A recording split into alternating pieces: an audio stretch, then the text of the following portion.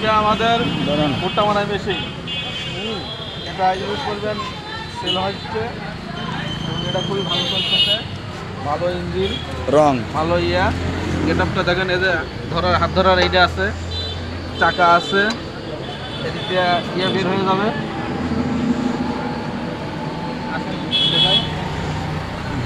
অফারটা অনেক সুন্দর দেখেন, এই যে আরো অনেক ভিতরে অনেক কিছু করার আছে।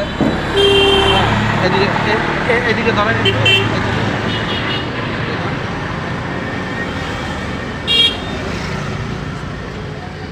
দেখুন আসেন,